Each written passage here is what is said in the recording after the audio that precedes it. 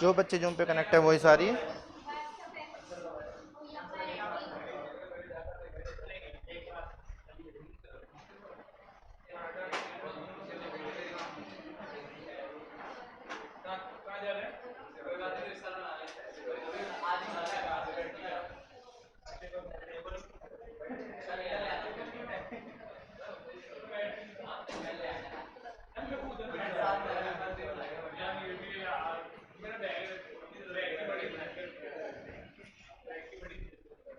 ठीक है।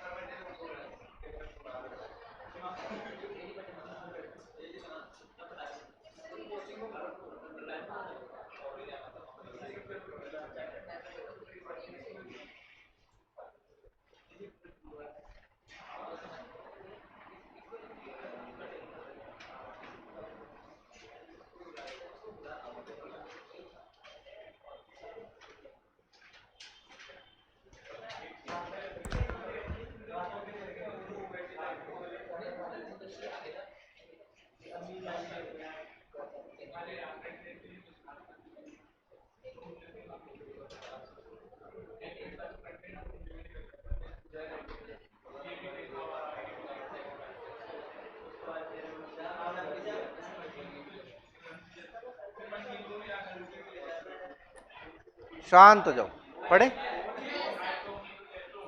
फोन चला रहे हैं, चल गया, जगाओ उसको। आ जा भैया, आ जा, अपना कीमती वक्त यहाँ दें थोड़ा सा। ये पढ़ लिया था आर्टिकल्स ऑफ एसोसिएशन, क्या पढ़ा था, ये क्या रूल्स एंड रेगुलेशंस है, वो भी किसके, खुद के।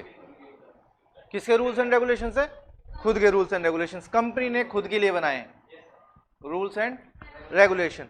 क्यों बनाए हैं, टू मैनेज इट्स, ठीक है। यानी कि जो कंपनी और कंपनी के मेंबर्स हैं, जो कंपनी और कंपनी के मेंबर्स हैं, वो आपस में जो डील करते हैं, जैसे डील करते हैं, क्या राइट रखते हैं, क्या ऑब्लिगेशन रखते हैं, वो सब यहाँ पे हम लिख लेते हैं। और जो बाहर वालों के लिए होता है वो क्या होता है, मेमोरेंडम, ठीक है। बाहर वालों के लिए क्या बनाते हैं, external memorandum. Just an memorandum contain the fundamental conditions upon which the company is allowed to incorporated। Fundamental document है बिल्कुल एमओए की तरह। दो डॉक्यूमेंट की सख्त जरूरत होती है कंपनी बनाने के लिए, एक एमओए और दूसरा एओए, ठीक है। आर्टिकल्स में कुछ इंटरनल रेगुलेशंस लिखी है कंपनी की। The general function of the articles have been aptly summed by the, ये एक केस लिखा है, इस केस में वही जो पीछे पढ़ा था ना केस एक बार, एक्सेट्रा, ठीक है। The articles play part subsidiary to the memorandum of association. कुछ लाइन्स हैं जो आपको लिखनी है, जैसे कि ये रूल्स एंड रेगुलेशंस है, इंटरनल अफेयर्स में क्या करते हैं, डील करते हैं, प्लस ये किसका सबऑर्डिनेट रहेगा, किसका सब्सिडरी रहेगा, मेमोरेंडम का। मतलब आर्टिकल्स में इस बात से रिलेटेड रूल मत बना देना, पता चला ऐसा करने की पावर एमओए में है ही नहीं, एमओए में तो पावर ही नहीं है, और आप उससे रिलेटेड क्या बना रहे हो, रूल्स। ऐसे रूल्स बनाने का कोई लॉजिक नहीं है। सिर्फ रूल्स किससे रिलेटेड बनाए, मान लीजिए, ऐसा होता नहीं है, समझाने के लिए, मान लीजिए कंपनी बोरोइंग ही नहीं कर सकती, क्या नहीं कर सकती, बोरो नहीं कर सकती, उधार नहीं ले सकती, और आप उधर उधार के लिए रूल बना रहे हो कि up to 5 crore to director, कोई लॉजिक ही नहीं है जब एमओए में उसको करने की पावर ही नहीं है। तो इसलिए क्या कह रहा है, रूल रेगुलेशन बनाए लेकिन मेमोरेंडम के अकॉर्डिंग बनाए, ठीक है, उसके अंदर अंदर रहें, उसके दायरे में ही रहें। They accept the memorandum as the charter of the incorporation and so accepting it the article proceeds to define the duties, the rights, powers of governing body as between themselves and the company। क्योंकि जो memorandum है obviously वो तो charter document है ही, है ना, company का, उसको एक्सेप्ट जो कर लिया है, तो आपने जो आर्टिकल बनाया वो किस लिए बनाया, और उसमें क्या होगा, duties rights powers, duties rights power किसकी, जो भी कंपनी की मैनेजमेंट होगी, जो भी कंपनी मेंबर्स होंगे उनका, और कंपनी का, उनका और कंपनी का रिलेशन कैसे चलेगा, उनका और कंपनी का रिलेशन कैसे चलेगा, ये लिखा होता है आर्टिकल्स में। बाहर वालों का और कंपनी का रिलेशन कैसे चलेगा, ये लिखा होता है मेमोरेंडम में। ठीक है, अच्छा बस जी इतना लिख लिया आपने तो काम चल जाएगा। ठीक है, इसके अंदर कुछ है नहीं ऐसा।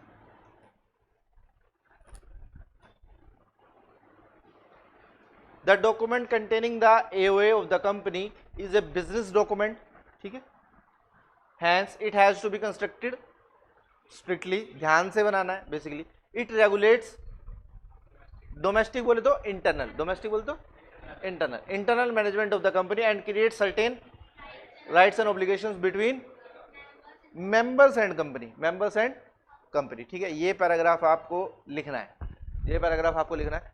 देन आर्टिकल्स आप इतना इतना लिख दिया, ये पूरा हुआ। ठीक है, अच्छा अगर गलती से क्वेश्चन ज्यादा मार्क्स आया था, अब ये रिपीटेड है, article of association effect the bylaws of the company, जिससे कि डायरेक्टर्स उनके ऑफिसर्स को उनके अकॉर्डिंग क्या करना पड़ता है, अभी तो पढ़ा। ठीक है, अच्छा यहां देखिए सेक्शन नंबर 5 क्या कहता है, seeks to provide the content and the model of AOA। क्या लिखना क्या है आर्टिकल्स में, शुरू क्या करना है, कहां बनाना है, बेसिकली तो खैर बने बनाए होते हैं फॉर्मेट, लेकिन फिर भी कुछ समझाने के लिए। कंटेन रेगुलेशंस अभी ऊपर पढ़ के आए हैं। ठीक है, अभी जो ऊपर स्टेटमेंट फॉर्म में पढ़ के आए ना, उसको थोड़ा पॉइंट्स की फॉर्म में लिखा गया। क्या लिखनी है इसके अंदर, रूल्स एंड रेगुलेशंस लिखनी है। ठीक है, क्यों लिखनी है, ठीक है, कंपनी की मैनेजमेंट कैसे चलेगी, कैसे काम करेंगे, कैसे पावर्स को आपने बांटा है, MD क्या कर सकता है, ये डायरेक्टर है, इंडिपेंडेंट डायरेक्टर क्या कर सकता है, व्हाटएवर, इस तरह से।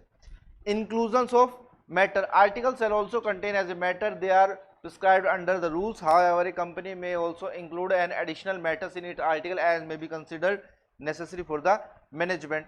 इसके अंदर क्या लिख सकते हो आप, एडिशनल मैटर्स लिख सकते हो। क्या लिख सकते हो, एडिशनल मैटर्स। वो एडिशनल मैटर्स क्या है, ये देख रहे हो आप,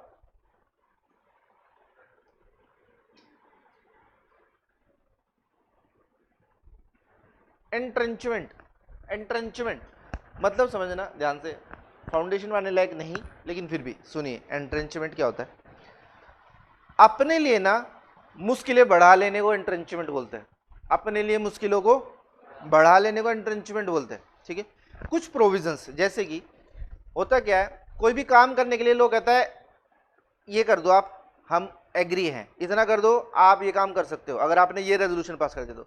हमने खुद ने कहा ये छोड़ो, हम तो कितना रेजोल्यूशन पास करेंगे, इतना। OR चाहिए, क्या चाहिए, मेजोरिटी से वोट से रेजोल्यूशन पास हो जाएगा, मेजोरिटी से काम चल जाएगा। ऐसा लोग कहता है कि आप OR पास कर लो, लेकिन आप कह रहे हो OR नहीं, हम तो क्या पास करेंगे, SR। तो आपने अपनी मुश्किलों को क्या कर लिया और बढ़ा लिया, अपनी मुश्किलों को क्या कर लिया आपने। तो जब आप क्या ऐसा प्रैक्टिकल सोचो, क्या कोई ऐसा करेगा, जब लोग कहे OR तो हम कहेंगे नहीं OR नहीं, हम तो SR करेंगे। लेकिन फिर भी लोग क्या कहता है, अगर आप चाहो तो, ध्यान से सुनना, अगर आप चाहो तो प्रोविजंस को अपने लिए और ज्यादा स्ट्रिक्ट कर सकते हो। आप अगर चाहो तो अपने लिए प्रोविजंस को और ज्यादा स्ट्रिक्ट कर सकते, लूज नहीं कर सकते।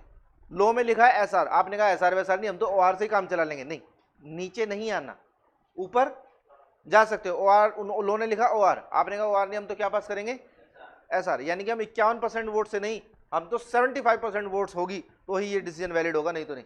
तो इसका मतलब क्या, आपने अपने लिए प्रॉब्लम्स को और बढ़ा लिया। तो बढ़ाना परमिसेबल है, बढ़ाना क्या है, परमिसेबल है। जरा पढ़िए, the articles may contain provisions for entrenchment to protect something generally, जरा पढ़िए, to the effect that specified provisions of the articles may be altered. Articles के कुछ प्रोविजंस, कुछ स्पेसिफिक प्रोविजंस को बदला जा सकता है ओनली इफ कंडीशंस और procedure as that are more restrictive than those applicable in the case of specified resolutions are met और कंप्लाइड विद। इस लाइन का मतलब क्या है, आपने प्रोविजंस को अपने लिए क्या कर सकते हो, आप सख्त कर लिया। पहली बात सख्त करना है, मोर रेस्ट्रिक्टिव, अपने लिए आपने क्या कर लिया और कड़ा कर लिया उसको। ठीक है, पहली बात। प्रोविजंस लूज नहीं करने, टाइट कर सकते हैं। ठीक है, अब जरा समझिए, एंट्रेंचमेंट का मतलब क्या हो गया, आर्टिकल्स को ऑल्टर करना है, आर्टिकल्स को क्या करना है, बदलना है। लेकिन सिर्फ कब बदल सकते हैं, ओनली इफ, सिर्फ तभी बदल सकते हैं जब conditions or the procedures that are more restrictive than those normally जो आपके ऊपर एप्लीकेबल है, नॉर्मली जितना आपके ऊपर एप्लीकेबल है उससे ज्यादा आपने आर्टिकल्स में लिख दिया, उससे ज्यादा आपने क्या लिख दिया, आर्टिकल्स में लिख दिया। तो अब आप सिर्फ आर्टिकल तभी बदल सकते हो जब वो ज्यादा कर लोगे, जब वो ज्यादा कर लोगे। समझाने के लिए बताता हूं, मान लीजिए लास्ट क्लास में पढ़ा था ना कि ऑब्जेक्टिव क्लोज चेंज करना है तो पास एसआर, ऐसा लिखा था ना, एसआर पास करना है। एसआर बोले तो कितनी % वोट्स चाहिए, है ना। लेकिन आपने अपने आर्टिकल्स में ये लिख दिया, आपने अपने आर्टिकल्स में क्या लिख दिया, ऐसा लिख दिया, अगर कभी भी कंपनी के मेमोरेंडम का ऑब्जेक्टिव क्लोज बदला जाता है, मेमोरेंडम में क्या बदला जाता है, ऑब्जेक्टिव क्लोज बदला जाता है, तो उसके लिए एसआर नहीं यूनैनिमस रेजोल्यूशन पास होगा जिसके लिए कि 100% वोट्स चाहिए। मुसीबत बढ़ा ली। अब आप आर्टिकल्स बदल सकते हो, लेकिन सिर्फ कब बदल सकते हो, ऐसा। तो सेम ऐसी आपने आर्टिकल्स को चेंज करना है। आर्टिकल जनरली ना एसआर से चेंज हो जाता है, किससे चेंज हो जाता है, अभी ऊपर पढ़ा था, एसआर पास करो और आर्टिकल्स को क्या कर सकते हो, अमेंड कर सकते हो। लेकिन आपने क्या कहा, जब भी कभी एसआर आर्टिकल्स को अमेंड करने की बात आएगी, हम 90% वोट्स अगर फेवर में होगी तो ही आर्टिकल्स बदलेंगे, नहीं तो आर्टिकल्स को नहीं बदला जाएगा। तो लॉ ने एप्लीकेबल कितना किया था, इतना। लेकिन आपने अपने लिए कंडीशन क्या डिसाइड कर ली, विच इज मोर। तो अब आप अगर ऐसा लिख दिया ना अपने आर्टिकल्स में, तो अब आप याद रखना फ्यूचर के लिए, अब तो बनाते वक्त तो आपने लिख दिया जज्बात में, लेकिन अब the articles may contain entrenchment, stricter provisions को एप्लीकेबल कर दिया आपने। अब the specified provisions of the article में बी ऑल्टर्ड, अब आप उस प्रोविजन को या आर्टिकल को बदल सकते हो ओनली इफ, सिर्फ और सिर्फ तब जो प्रोसीजर आपने डिसाइड किया है जो कि ज्यादा सख्त था, किससे ज्यादा, जो नेचुरली एप्लीकेबल था उससे ज्यादा स्ट्रिक्ट था, अब तो आपको वो ही फॉलो करना पड़ेगा, वही फॉलो करना पड़ेगा, अब कोई ऑप्शन नहीं है। तो जनरली वैसे कोई ऐसा करता नहीं है क्योंकि लॉ ऑलरेडी कॉम्प्लिकेटेड है, उसको अपने लिए और कॉम्प्लिकेटेड क्यों करना। लेकिन ये फिर भी चाहते हैं कि अगर आप ऐसा चाहते हो, ऐसा करना कि कोई भी प्रोविजन सिर्फ तभी बदला जाए, तो आप ऐसा कर सकते हो, ठीक है। लेकिन है, इसके बीच में एक लेकिन है, और वो लेकिन ये है, क्या लोग ऐसा करेंगे नहीं करेंगे। The provision of entrenchment shall only be made either, जो एंट्रेंचमेंट के प्रोविजंस है ना, ये जो अपने अपनी जान की जोखिम में डाला है, ये जो प्रोविजंस को स्ट्रिक्ट किया है, आप कब स्ट्रिक्ट कर सकते हो, यानी कि प्रोविजंस पहली बात तो आर्टिकल्स में लिखने पड़ेंगे, कब लिख सकते हो, कंपनी बनाते वक्त जब पहली बार आर्टिकल लिख रहे हैं, पहली बार में लिख लिया कि ये वाला प्रोविजन चेंज करना है तो ऐसा करना पड़ेगा, मर्जी आपकी। या अगर आप बाद में ऐसा लगता है नहीं प्रोविजंस को थोड़ा सख्त कर, कंपनी बनने के 1 साल बाद आपको ऐसा लगता है प्रोविजंस को और सख्त करते हैं अपने लिए, ताकि हम जितना अपने आप को टफ करेंगे उतना ही जायज़ सी बात है ना, एक आउटपुट आता है। जैसे आप अपने आप को जितना टफ करने की कोशिश करोगे, जितना अपनी चीज़ों को अपने लिए मुश्किल करने की कोशिश करोगे, कंफर्ट जोन जितना छोड़ोगे, चीज़ें उतनी आसान हो जाएंगी एक्चुअली। तो एंट्रेंचमेंट प्रोविजंस यानी कि मुश्किल प्रोविजंस जो भी आपने अपने लिए करना चाहते हो, कब कर सकते हैं, 2 तरीके से, एक कंपनी बनाते वक्त ही बना लो, या नंबर 2 अमेंडमेंट, क्या कर लो, आर्टिकल्स तो बन गए, अब आर्टिकल्स में अमेंडमेंट कर लो, अमेंडमेंट करके प्रोविजंस को क्या कर लो, सख्त कर लो। लेकिन एक समस्या है, अगर अमेंडमेंट के थ्रू करोगे सभी मेंबर्स की परमिशन चाहिए, सभी मेंबर्स की, सर अगर सभी ने परमिशन नहीं दी तो नेचुरली ही रहेगा, जो था जितना लॉ एप्लीकेबल था सिर्फ उतना ही रहेगा, आप प्रोविजंस को क्या नहीं कर पाए, सख्त नहीं कर पाए, ठीक है। और अगर कंपनी कैसी है तो सभी मेंबर्स, और अगर पब्लिक है तो ऐसा, ठीक है। अभी इसको मैं लिखूंगा, एक चार्ट बना दूंगा छोटा सा, ठीक है, आने लायक तो नहीं लेकिन फिर भी बना देंगे, ठीक है।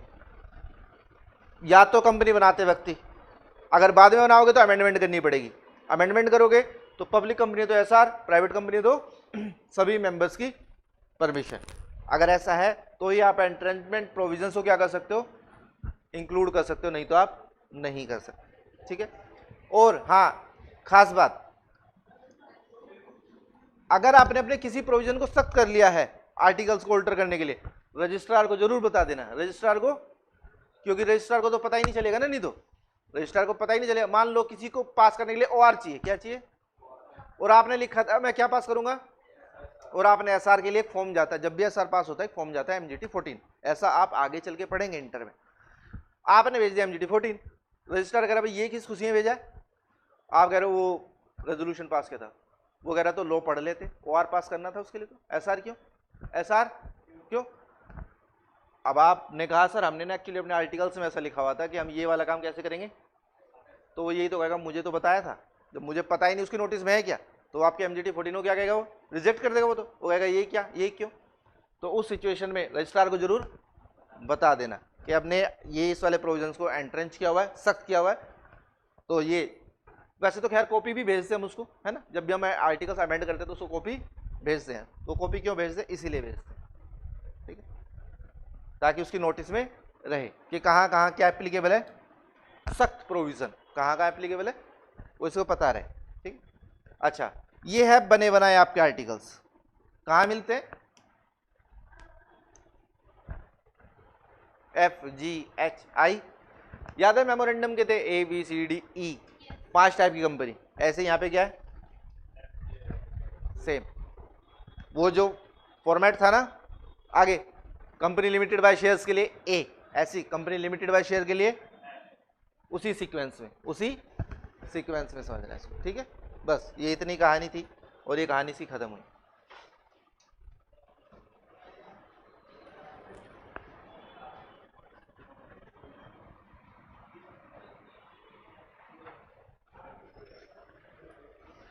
Company registered after the commencement of this act, जरा पढ़ लेते हैं। मॉडल्स आप कोई सा भी चूज कर सकते हो, ऊपर जो फॉर्म बने बनाए होते हैं वहां पे उसी को चिपकाना होता है, कोई मेहनत नहीं करता। In case of company which is registered after the commencement of in this act in so far as the registered article of the company do not exclude or modify the regulations contained in the model articles applicable to such company, those regulations shall so far as applicable to the regulation of the company in the same manner as to the extent if they were contained in the duly registered article of the company। ये कह रहा है कोई company अगर बाद में भी बनी है, कोई कंपनी कब बनी है, बाद में बनी है, उससे भी कोई फर्क नहीं पड़ता, जो जैसा चलता आ रहा है वो वैसा चलता रहेगा। अब आप बातें बनाओगे तो जाहिर सी बात है कौन से कंपनी एक्ट के अकॉर्डिंग बनाओगे, 2013 के अकॉर्डिंग बनाओगे, कौन से एक्ट के अकॉर्डिंग बनाओगे, 2013 के एक्ट के अकॉर्डिंग ही बनाएंगे। अब तो कोई ऑप्शन नहीं। जनरली कई बार ऐसा भी होता है कि हमारी कंपनी बनी ही जस्ट कब है, 2013 शुरुआत में, और एक्ट जाके एप्लीकेबल हो सितंबर में, ये कह रहा है तभी भी कोई फर्क नहीं पड़ता, क्या बदलना पड़ेगा, तभी कुछ नहीं फर्क पड़ता, जो जैसा है वो वैसा ही चलता रहता है। बहुत सारी कंपनियां 2013 से पहले की है तो उनको आज भी ये फॉलो करना पड़ता है, या कुछ कंपनी 2013 से पहले की अब बाद की है, उसको क्या है पुराना एक्ट पूरी तरह से वैसे तो रिपील हो गया, कुछ भी चीजें जो अभी एप्लीकेबल नहीं हुई है, जैसे 2013 वाला जो एक्ट था ना, ये क्या बहुत टुकड़ों में एप्लीकेबल हुआ है, पहले इतना ऐसा एप्लीकेबल हुआ, एक चैप्टर एप्लीकेबल नहीं हुआ, फिर उसके बाद वो नोटिफाई हुआ, फिर वो नोटिफाई हुआ, तो कुछ चीजें जो आज भी नोटिफाई नहीं हुई हैं और जो पुराने एक्ट की है, जो किस एक्ट की है, पुराने एक्ट की, तो जो कि तो चलती रहेगी, ऐसा नहीं है कि आप उसके लिए पुराने एक्ट के लिए नया आर्टिकल डेवलप करेंगे, पुराने के लिए नया आर्टिकल डेवलप करने की कोई जरूरत नहीं है, ठीक है। अच्छा, एक बार इसको लिख लेते हैं, एंट्रेंचमेंट को लिख लो आप लोग,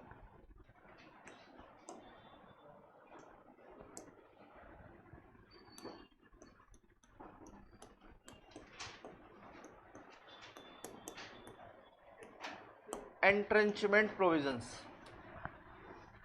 क्यों बनाया जाता है, to amend a way more strict, ठीक है, या मैं टेक्निकल वर्ड लिखूं तो लिख देता हूं,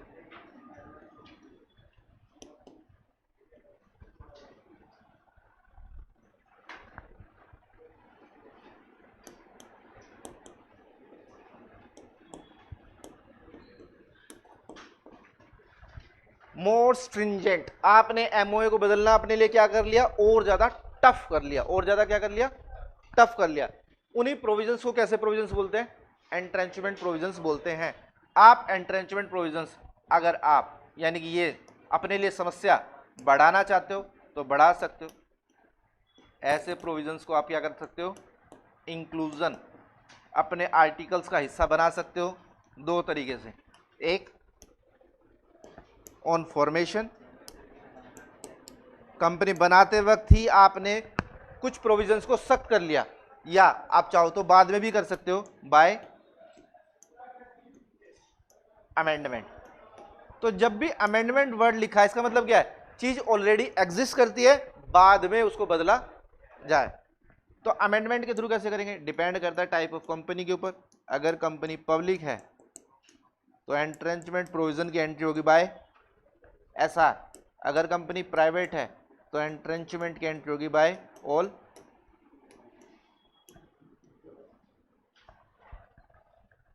यहां पे कंसेंट लिख देता हूं मैं, किसकी कंसेंट चाहिए,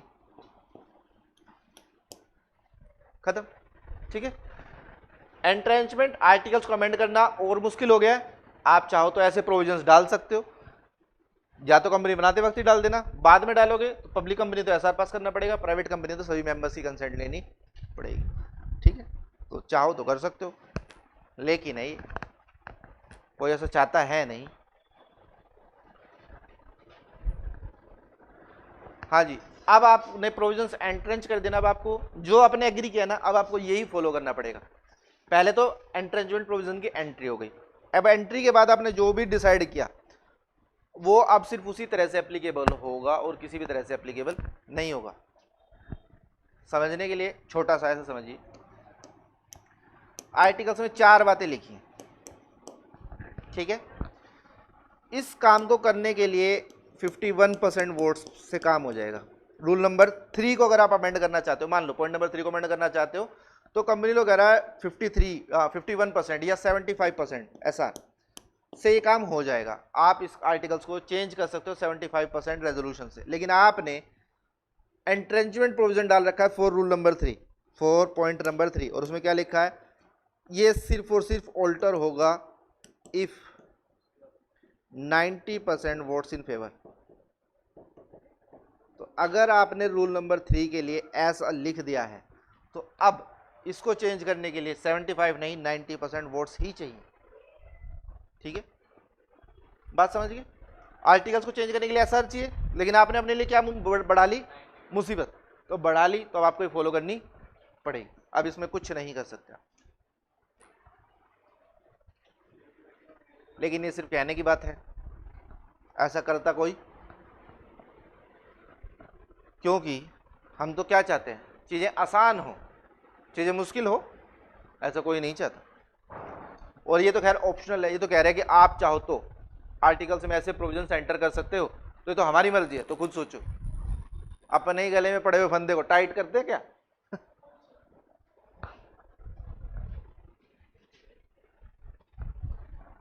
कंपनी लोग इतना सारा फॉलो कर लें उतना ही काफी है, अपने लिए और मुसीबतें क्यों बढ़ानी। खैर, लेकिन इनका कहने का पर्पज है सिर्फ लिखना। कई बार कंपनी ऐसा करने की सोच सकती है, करती नहीं, सिर्फ सोच सकती है। ऐसा एक्चुअली में क्या होता है, एक जैसे मार्केटिंग होती है ना, मार्केटिंग जैसे आप देखते हो गाड़ियां वगैरह, कोई भी गाड़ी लॉन्च होती है, उनके पास अगर सप्लाई भी होना, जब भी वो कहेंगे क्या 6 महीने की वेटिंग पीरियड है, तो आपको चलो गाड़ी डिमांड में है, 6 महीने का है ना, एक मार्केटिंग स्टंट।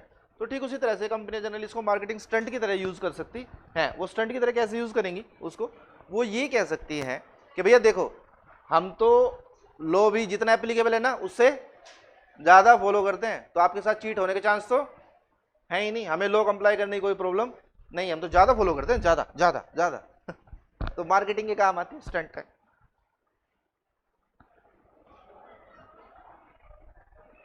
लिख लिया, ठीक है, खत्म कहानी।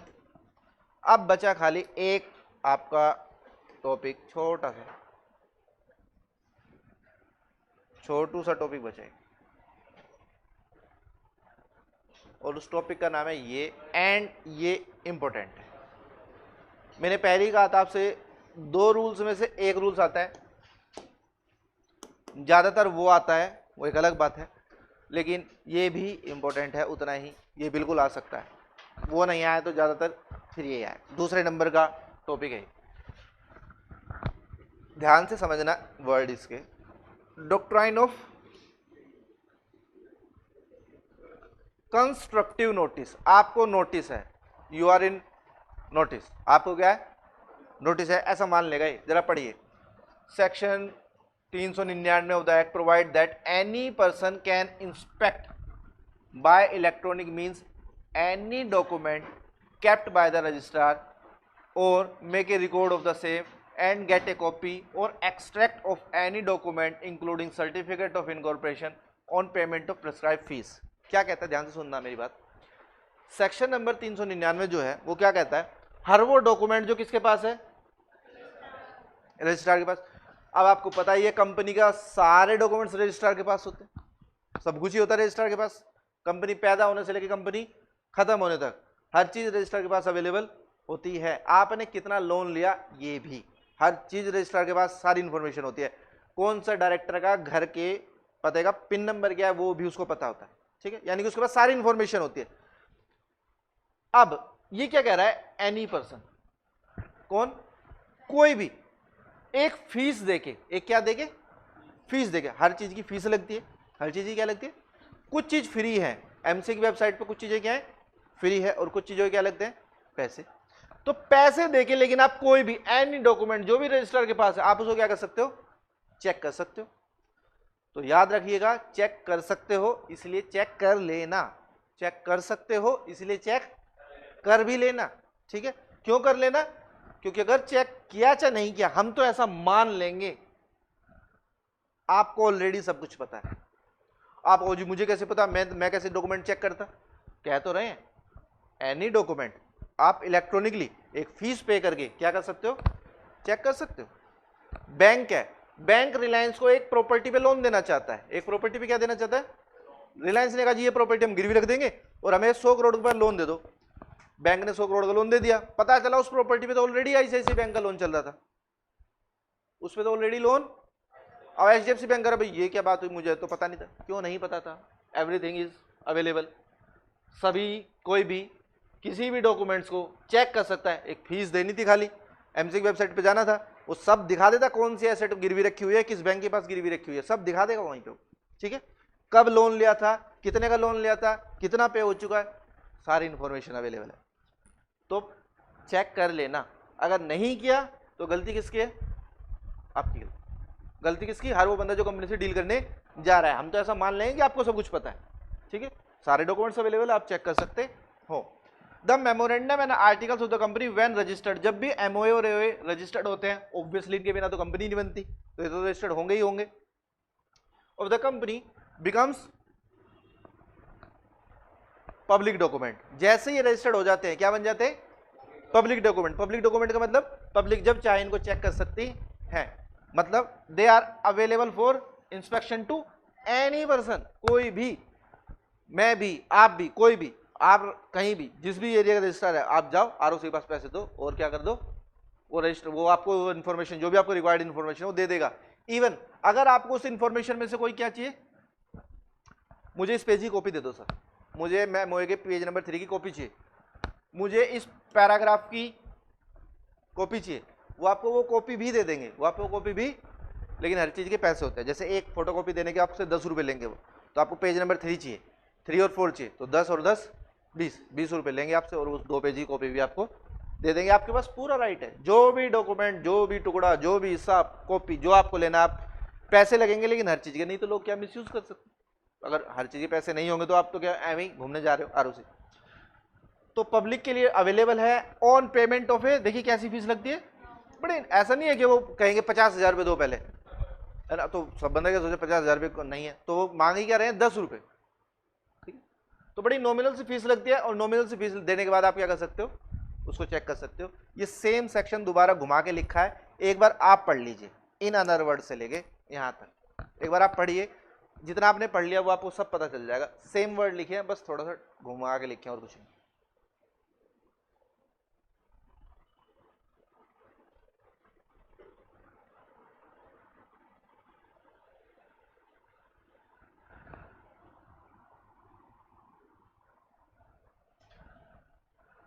ये याद रखना।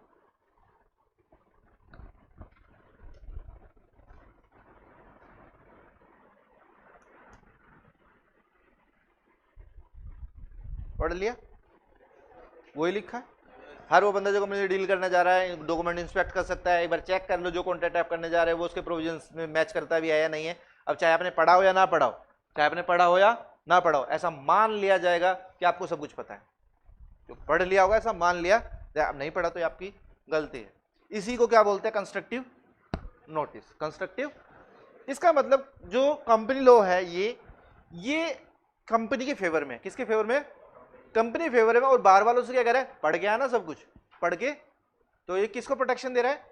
कंपनी को प्रोटेक्शन दे रहा है। लेकिन तो ये तो आपने पढ़ ही लिया कंस्ट्रक्टिव नोटिस का मतलब क्या है। अब सेम लाइन तीसरी बार लिखी गई है, ठीक है, आप चाहो तो पढ़ सकते हो।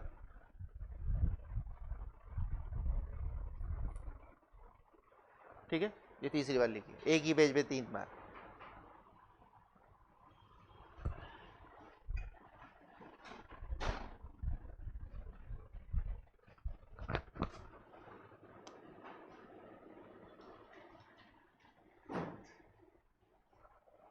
इस लाइन को पढ़ लेना है, ये इसको पैदा करेगी।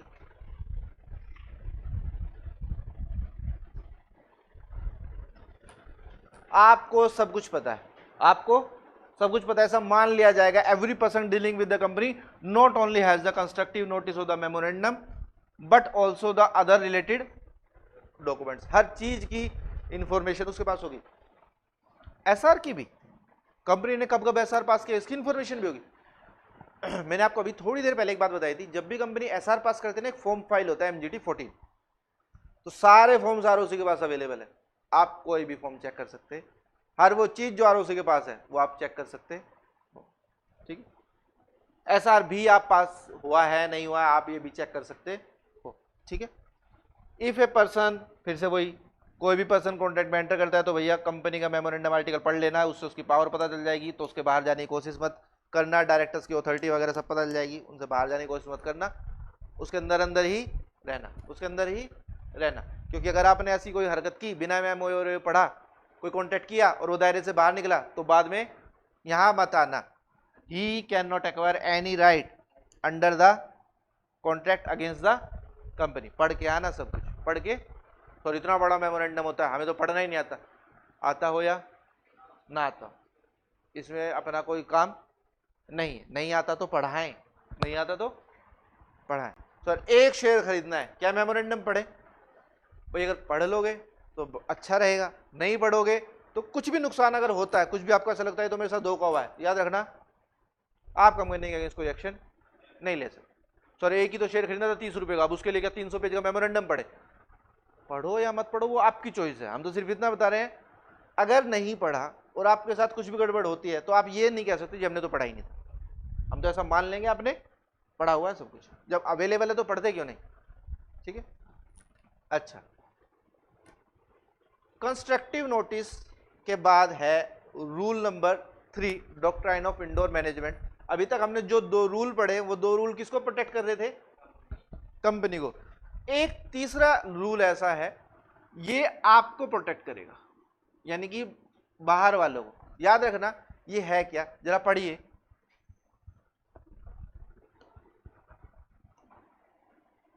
क्या ये? यानी कि उस रूल का उल्टा, उस रूल का, उसमें क्या हो रहा था? कंपनी को प्रोटेक्शन थी, बाहर वालों के ऊपर हार्श था। ये क्या है? बाहर वालों के साथ है, कंपनी के ऊपर उल्टा हो जाएगा। ठीक है, हार्श हो जाएगा। अब जरा पढ़ते हैं, जरा ऐसा क्या होता है, ध्यान से समझना, क्योंकि ये उसका उल्टा है और आपको पता ही है एग्जामिनर को पसंद क्या आता है? एक्सेप्शन, जो दिखे यहां से जाता हुआ लेकिन सोल्व कहां से हो? उल्टे से। ठीक है, जरा पढ़िए। The aforesaid doctrine of constructive notice does in no sense means that the outsider are deemed to have notice of the internal affairs of the company। क्या कहना चाह रहा है इस लाइन में, जरा समझिए। जो कंस्ट्रक्टिव नोटिस है, ऐसा मान लिया जाएगा भैया एमओए पढ़ लिया होगा, एओए पढ़ लिया होगा, सारे पब्लिक डॉक्यूमेंट पढ़ लिए होंगे, क्या उसको कंपनी के बारे में हर चीज का पता होगा? क्या कंपनी के बारे में सब चीज का पता नहीं हो सकता, सिर्फ बाहर वाले को उस चीज का पता हो सकता है जो आरओसी की नोटिस में, जो किसकी नोटिस में? आरओसी की नोटिस में। उसके अलावा उसको कुछ पता नहीं होता। जैसे कि मैं समझाता हूं, एक बात समझना ध्यान से, ये फाउंडेशन के लिए नहीं है, लेकिन आपको समझने के लिए यही समझना पड़ेगा, ऑप्शन नहीं है। समझने के लिए थोड़ी सी इंटर की बात समझनी पड़ेगी। सुनना, एमओए में लिखा है कंपनी कैन बोरो। एमओए में क्या लिखा है? कंपनी कैन तो क्या कंपनी बोरोइंग कर सकती है? कर सकती है। आर्टिकल्स में मान लो ऐसा लिखा है up to 5 CR any 2 directors, कौन साइन कर देगा? Any 2 director. More than 5 CR 2 directors, कौन साइन करेंगे? 2 डायरेक्टर साइन करेंगे, जिसमें से एक MD होना जरूरी है। मान लीजिए आर्टिकल्स में ये भी लिखा, आप मान लो कोई बैंक के पर्सन हो, ठीक है, तो बैंक क्या चाहता है? इन कंपनी को लोन देना चाहता है। क्या चाहता है? कंपनी को लोन देना। कंपनी ने अप्लाई किया था, उसने एमओए पढ़ा, एमओए पढ़ के क्या पता चला? Company can borrow. उसने एओए पढ़ा, लोन मांग रही है कंपनी 4 करोड़ रुपया, कितने का? उसने पढ़ा 4 करोड़ के लोन के लिए कितने डायरेक्टर के साइन चाहिए? 2 के। ये गया एमसीए की वेबसाइट पे। कहां गया? एमसीए की वेबसाइट पे। वहां पे इसको पता चला इस कंपनी में mister X, mister Y, mister Z and mister P 4 director है। Director, director, director, managing director. पढ़ लिया? ये भी पढ़ लिया इसने, ये भी पढ़ लिया इसने, ये भी पढ़ लिया इसने, ठीक है। बैंक ने सिक्योरिटी गिरवी रखी, उधर से लोन आया, लोन का एग्रीमेंट बनेगा ना, लोन का एग्रीमेंट आ गया कि बैंक ने अपनी कोई एसेट गिरवी रख दी है। और अब बारी आती है साइन करने की। बारी किसकी आती है? यहां पे कर दिया, मान लीजिए ये तो एचडीएफसी बैंक की तरफ से साइन हो गए, ठीक है। दूसरी तरफ कितने डायरेक्टर साइन करेंगे? 2 साइन कर दिए वाई ने और कोई प्रॉब्लम? यहां तक कोई समस्या? अब समस्या क्या है वो सुनिए। किसी को भी साइन करने के लिए, किसी को भी साइन करने के लिए भी अथॉरिटी का होना जरूरी है। अथॉरिटी का होना जरूरी है। मिस्टर जेड को अभी 4 दिन पहले ही अपॉइंट किया है। कितने दिन पहले? 4 दिन पहले ही अपॉइंट किया है। इनको साइन करने के लिए देखिए एक ऐसे रेजोल्यूशन पास किया जाता है। क्या पास किया जाता है? रेजोल्यूशन। उस रेजोल्यूशन में क्या लिखा होता है? हम अथॉरिटी देते हैं। क्या देते हैं? Authority, signing authority. Mister Z के पास, मिस्टर जेड के पास अभी क्या नहीं है? साइनिंग अथॉरिटी नहीं है। मतलब कि कंपनी ने ऐसा कोई रेजोल्यूशन पास ही नहीं। अब ये कैसे पता चलेगा? रेजोल्यूशन रजिस्टर तो नहीं दिखाओगे कंपनी। मैं तो जो चेक कर सकता था कर लिया, जो चेक कर सकता था कर लिया। क्या ये डायरेक्टर है? चेक कर लिया। अब उससे रिलेटेड आपने इसको ऑथराइजेशन नहीं दे रखी, ये तो मैं चेक नहीं कर सकता था। आप अपना रेजोल्यूशंस का रजिस्टर तो नहीं दिखाओगे मुझे कंपनी, ये तो मैं चेक नहीं कर सकता था ना कि इसको ऑथराइजेशन है या नहीं है। या पता चला जेड की अपॉइंटमेंट लेटर पे जिस डायरेक्टर ने साइन किया है उस डायरेक्टर को अथॉरिटी ही नहीं थी मिस्टर जेड को अपॉइंट करने की, तो जेड की जो अपॉइंटमेंट है वो इनवैलिड है। अब ये सारी चीजें तो मैं चेक नहीं कर सकता। ये तो कंपनी का क्या है? इंटरनल मैटर्स है। मैं तो सिर्फ क्या चेक कर सकता हूं? जो इन्फॉर्मेशन अवेलेबल है। अब इंटरनल अगर कुछ गड़बड़ निकली उसको तो अपन चेक नहीं कर सकते ना। बात समझ गए? कहानी समझ गए? थोड़ी सी लंबी थी लेकिन समझ में आ गई। अब यही बात ना ये कह रहा है, यही बात एक्चुअली में यहां लिखी हुई है।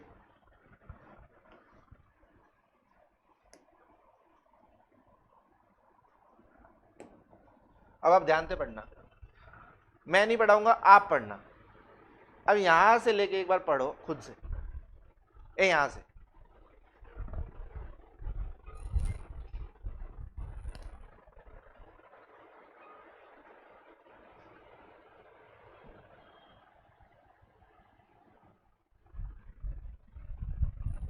यहां तक पढ़ना, बस यहां तक, यहां से यहां तक। ये तो आपको पता चलेगा एक्सेप्शन है, और यहां से लेके यहां तक आपको लिखना भी इतना ही है। लेकिन ये समझना क्या है? जो भी समझाया ना, क्या लिखा, क्या पढ़ा आपने, बताओ, कोशिश करें। एक नहीं करनी, नहीं पता चला इसका, आप बताओ। कोशिश करनी है, सीधा सीधा तो लिखा है, टेढ़ा तो लिखा ही नहीं कुछ भी।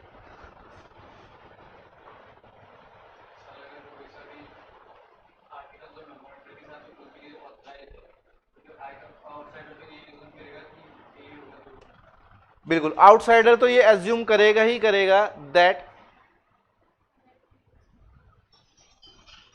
इस काम को करने से रिलेटेड, इस काम को जो काम आपने एमओए में लिखा है, एओ में लिखा है, उस काम को करने से रिलेटेड जो आपकी इंटरनल फॉर्मेलिटीज है वो तो आपने पूरी कर ही रखी होंगी, ऐसा तो मान लिया जाएगा। ठीक है, ये क्या कह रहा है जरा सुनिए, ये इसका एक्सेप्शन है। पहली बात तो ये किसका एक्सेप्शन है, मेन रूल का एक्सेप्शन है। इसका मतलब ये किसको प्रोटेक्शन देगा, आउटसाइडर को। ये किसको प्रोटेक्शन देगा, आउटसाइडर को प्रोटेक्शन देगा। ठीक है, अब जरा देखते हैं कैसे प्रोटेक्शन देगा। ये कह रहा है कंस्ट्रक्टिव नोटिस का मतलब ये बिल्कुल भी नहीं है कि outsiders are deemed to have notice of the, भाई कंस्ट्रक्टिव नोटिस का मतलब क्या है, जो चीजें पब्लिक डोमेन में है उनकी तो उसको नोटिस है, लेकिन जो आपके क्या उसकी भी उसको नोटिस है, उसको नोटिस नहीं है। फॉर इंस्टांस अगर कोई भी एक्ट ऑथराइज्ड है, कहां पे, आर्टिकल्स में, कहां ऑथराइज्ड है, तो बाहर वाले को ऐसा मान लेने की परमिशन है, आउटसाइडर इज एंटाइटल, बाहर वाले को ऐसा मान लेने की परमिशन है कि इस एक्ट से रिलेटेड जो भी इंटरनल फॉर्मेलिटीज हैं वो पूरी कर चुकी होगी कंपनी, उसको ऐसा मानना पड़ेगा।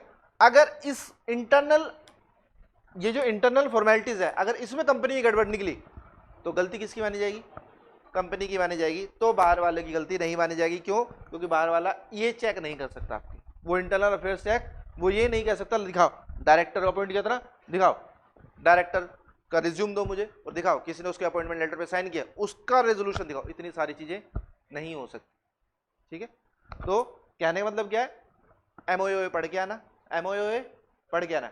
अगर नहीं पढ़ के आए, कुछ भी उनके अगेंस्ट गया तो वो आपके अगेंस्ट गया, कंपनी प्रोटेक्टेड है। लेकिन हाँ, अगर कंपनी की किसमें गड़बड़ निकली तो फिर कंपनी की गलती है, आपको ये पता होगा, ये तो ऑब्वियसली ऐसा जरूरी है ही नहीं। तो निश्चिंत रहें, अगर कंपनी के इंटरनल अफेयर्स में गड़बड़ निकली, मान लीजिए वो रेजोल्यूशन मिसिंग निकला और बैंक ने लोन दे दिया, तो आप पूरी तरह से प्रोटेक्टेड हो, कोर्ट आपकी बिल्कुल हेल्प करेगा, आपको आपका सारा पैसा वापस दिलाएगा विद डैमेज, क्योंकि ये कंपनी की गलती है। साइन उससे करा दिए, पहले उसको पावर तो दे देते साइन करने की, और बिना पावर के उसने आप साइन करा दी उससे, तो ये तो आपकी क्या गलती। लेकिन मैं आपको प्रैक्टिकल लाइफ में एक बात बताता हूँ छोटी सी सच्ची वाली। बैंक जब लोन देता है ना, तो वो उस रेजोल्यूशन की कॉपी भी मंगा लेता है। बैंक क्या कहता है, लोन दूंगा 5 करोड़ रुपए का, वो मुझे रेजोल्यूशन दिखाओ लाके, रेजोल्यूशन की कॉपी वो पहले मंगा लेता है। इसी केस के लिए बता रहा हूं मैं, क्योंकि प्रैक्टिकल लाइफ में ऐसा हुआ था। अब हुआ था तो वो बैंक क्या कहता है, रेजोल्यूशन लेके आओ जिसमें ये लिखा है मिस्टर एक्स वाई जेड, तीनों में से लिखा है ना कोई भी दो, वो रेजोल्यूशन की कॉपी भी भेजो एग्रीमेंट के साथ में, जिसमें लिखा है मिस्टर वाई को साइनिंग अथॉरिटी है, और मिस्टर वाई के साइन भी बैंक में अपडेट कराए जाते हैं पहले कि भैया ये मिस्टर वाई हमारे डायरेक्टर हैं। पहले बैंक में कंपनी क्या करती है, बैंक में अपडेट कराती है कि हमारे नए डायरेक्टर हैं और इनके सिग्नेचर भी चलेंगे, पहले ऐसा कराया जाएगा, फिर उसके बाद लोन के लिए अप्लाई करेंगे और जेड के साइन फिर बैंक मैच करते। तो बैंक तो बहुत शातिर है, लेकिन बैंक तो शातिर है, लेकिन हर आदमी तो नहीं हो सकता। ये तो बैंक था, उसने तो सब कुछ मांग लिया। सोचो कोई छोटा मोटा डीलर है जो कंपनी से डील करता है, वो तो नहीं मांग सकता ना, या उसको तो नहीं पता ना कि रेजोल्यूशन देखो। बैंक में तो चलो पूरी लीगल टीम है, वो तो सब कुछ चेक भी कर सकती है, वेरीफाई कर सकती है। लेकिन एक बंदा जो कंपनी के साथ मान लो बिजनेस डील कर रहा है, कोई भी कंपनी को उधार माल दे रहा है, वो तो नहीं चेक कर सकता ना कि डायरेक्टर ने जिस डॉक्यूमेंट पे साइन किए हैं, डायरेक्टर उस पर करने के लिए परमिशेबल ऑथराइज था या नहीं था। तो उनके लिए खास करके ये रूल है कि भैया अगर कंपनी की इंटरनल गड़बड़ है तो आप निश्चिंत रहें, टेंशन ना लीजिए। लेकिन हाँ, एमओए पढ़ लेना, एमओए पढ़ लेना, उसके अकॉर्डिंग तो एक्ट करना ही पड़ेगा। बात समझिए, इतना सा रूल था, ये कहानी थी, इतना ही लिखना है इसमें, 3 ही लाइन। तो इसलिए इसके आने के चांस कम है, क्योंकि कितना छोटा है। उसके आने के चांस क्यों है, क्योंकि वो बड़ा है। और एग्जाम में मार्क्स तो वो देता है, लेकिन फ्री के नहीं देता। अच्छा, अभी अभी आपने क्या पढ़ा, इंटरनल गड़बड़ निकली तो किसकी गलती मानी जाएगी, कंपनी की। बाहर वाले पूरी तरह प्रोटेक्टेड है ना। अब इसके क्या पढ़ने जा रहे हो आप, अब इसका मतलब बताओ क्या होता है,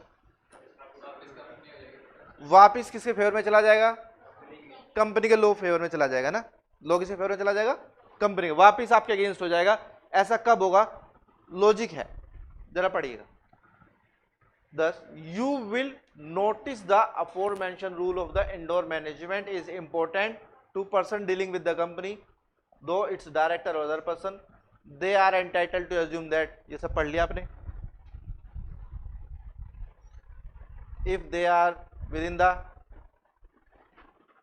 ठीक, आपको पूरी तरह से प्रोटेक्शन है, आपको पूरी तरह से क्या है, प्रोटेक्शन है। आपको सब पता है कंपनी क्या कर सकती है, क्या नहीं कर सकती, कौन डायरेक्टर कर सकता है, कौन डायरेक्टर नहीं कर सकता, आपकी उनकी अथॉरिटी तक की नोटिस है। So long as act is, articles में लिखा है वो एक्ट वैलिड है, जितना आप चेक कर सकते हो वैलिड है। अगर उसके बाद भी अगर कोई इंटरनल गलती निकली तो किसी गलती मानी जाएगी, कंपनी गलती मानी जाएगी। If done in a particular manner the outsider dealing with the company is entitled to assume that it has been, ऐसा अज्यूम कर लिया जाएगा कि कंपनी जो भी एक्ट कर रही है वो कैसे कर रही है, जो उसने पास किया रेजोल्यूशन उसके अकॉर्डिंग एक्ट कर रही है, ऐसा मान लिया जाएगा। खैर आपको लिखना क्या है वो सुनिए। Exceptions, exception number 1 direct jump, ये तो वही लाइन है, घुमा के लिखिए। एक्सेप्शन पढ़िए जरा, पहला एक्चुअल और कंस्ट्रक्टिव नोटिस ऑफ, आपको पता था, आपको पता था ऑलरेडी, जो गड़बड़ है ना, जो गड़बड़ हुई है ना, जेड ने साइन कर दिए, उसको साइनिंग अथॉरिटी नहीं थी या जो भी कुछ है, आपको ऑलरेडी पता था, उसके बावजूद आपने ऐसा एक्ट किया। तो अगर ऑलरेडी पता था तो फिर तो आप ये नहीं कर सकते जी हमें क्या पता इंटरनल प्रोसीजर्स फॉलो किए गए नहीं किए गए। आपको सपोज कीजिए बैंक ने अभी अभी एक लोन देने की कोशिश की, बैंक ने क्या देने की कोशिश की, लोन देने की कोशिश की, और उनको अभी अभी नोटिस में आया कि जेड के पास साइनिंग अथॉरिटी, और उन्होंने 4 दिन बाद फिर से एक और लोन के लिए बैंक ने उसने अप्लाई कर दिया और बैंक ने इस बार लोन दे दिया। क्या भाई कह सकते हैं, इस बार कह सकते हो कि जेड के अगेंस्ट तो रेजोल्यूशन नहीं, ये तो आपको 4 दिन पहले भी पता थी बात, ये तो बात तो आपको 4 दिन पहले ही पता थी ना। पहले वाला लोन क्यों रिजेक्ट किया आपने, क्योंकि जेड को साइनिंग अथॉरिटी नहीं थी, और 4 दिन बाद जो लोन अप्लाई किया वो आपने क्या कर दिया, अप्रूव कर दिया, और बाद में सामने आता है कि गड़बड़ निकली, गड़बड़, लेकिन आपको तो उस गड़बड़ का पहले ही पता था। तो कंपनी लो आपको प्रोटेक्शन नहीं देगा, ऐसा मान लिया जाएगा। आपने जानबूझ के ऐसा करने की इजाजत दी है, क्योंकि वो डिफेक्ट ऑलरेडी आपकी नॉलेज में था। तो डिफेक्ट अगर ऑलरेडी आपकी नॉलेज में है तो फिर भी अगर आप गलती करते हो तो आप ही की गलती। जैसे होता है ना सेल द गुड एक्ट में, सेलर है खराब एप्पल बेच रहा है, जानबूझ के अगर आप खुद ही खराब खरीद रहे हो तो उसके बाद क्या सेलर की गारंटी होती है कुछ, कोई सेलर को ब्लेम कर सकते हैं क्या, नहीं ना। तो सेम इसी तरह से जरा पढ़िए, the rule doesn't protect any person when the person dealing with the company has, पता है उसको पता है, वेदर द एक्चुअल और कंस्ट्रक्टिव नोटिस ऑफ द, उसमें जो भी गड़बड़ है उस गड़बड़ को आपको ऑलरेडी आपकी वो नॉलेज में है, और उस गड़बड़ को नॉलेज में होने के बावजूद आपने ऐसा एक्ट किया है, लो आपको कोई प्रोटेक्शन नहीं देगा। तो अनजाने में होता है तो अलग बात है, शक है, शक तो जब शक भी है तभी भी आपको क्या करना चाहिए, वेरीफाई करना चाहिए। क्या करना चाहिए, वेरीफाई। अगर आपको शक था और फिर भी आपने ट्रांजैक्शन अडॉप्ट कर ली तो भी आपकी गलती है, तो भी आपकी क्या है, गलती है। जरा पढ़िए, the doctrine in no way rewards those who have negligent, आपको लो बिल्कुल भी प्रोटेक्शन नहीं देगा अगर आप क्या हो, लापरवाह, अगर आप क्या हो। ऐसा नहीं है कि आप अपनी मर्जी से कुछ भी कर दो और बाद में फिर लो प्रोटेक्ट करता रहेगा, ऐसा कोई जरूरी नहीं है। आप क्या हो, लापरवाह, ठीक है। आपको शक था, जेड तो अभी 2 दिन पहले ही अपॉइंट हुआ है, जेड तो अभी 2 दिन, आपने जब एमसीए की वेबसाइट चेक की उस पर अपॉइंटमेंट की डेट लिखी होती है, उस पर क्या लिखी होती है, जब उस पर डेट ऑफ अपॉइंटमेंट लिखी है कि वो 2 दिन पहले ही अपॉइंट हुआ है और उसने साइन कर दिए, तो आप कंपनी से रेजोल्यूशन मांग सकते थे कि यार 2 दिन पहले ही तो अपॉइंट हुआ है, और 2 दिन पहले अपॉइंट हुआ है, इतनी जल्दी बोर्ड मीटिंग हो गई, रेजोल्यूशन तो पास नहीं हुआ होगा कि 2 दिन में अपॉइंट हो गया, अगले दिन ही बोर्ड मीटिंग में इसका रेजोल्यूशन पास हो गया हो, और अगर हो भी गया हो तो अपन मांग सकते हैं। यानी कि एक क्या हो गया, आपके दिमाग में एक बात खटकी कि इतनी जल्दी ऐसा कैसे हो गया, और अगर हो गया है तो कंपनी से मांग सकते हो आप रेजोल्यूशन फिर।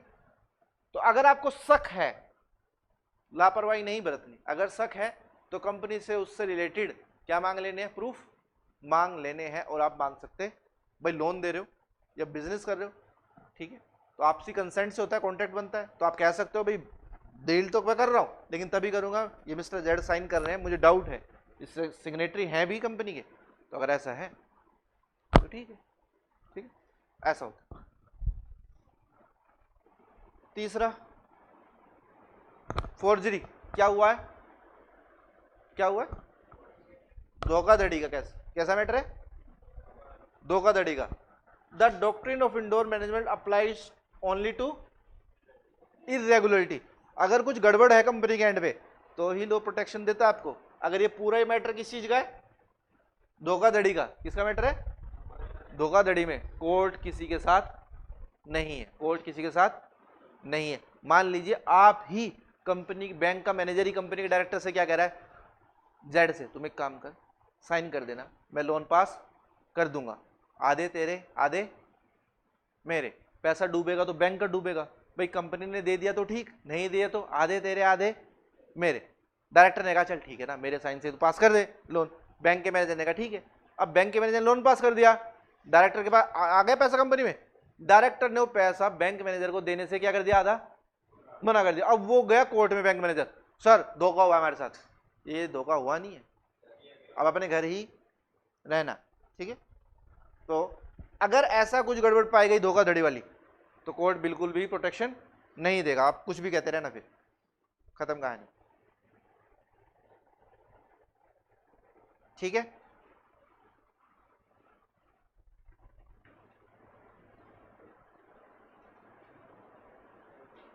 ये हो गया आपका खत्म, ठीक है, खत्म हो गया।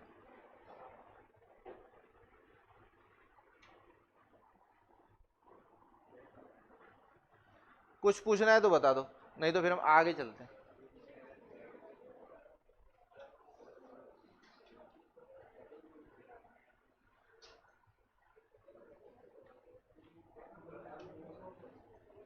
एग्जाम्पल पढ़ना, ये वाला एग्जाम्पल पढ़िए।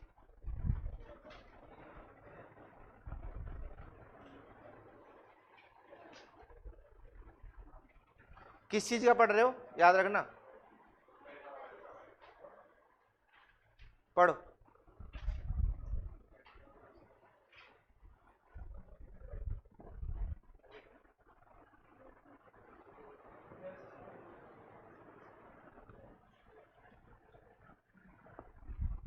पढ़ लिया, पढ़ लो, यही आएगा एग्जाम पक्का, ऐसा मान लो।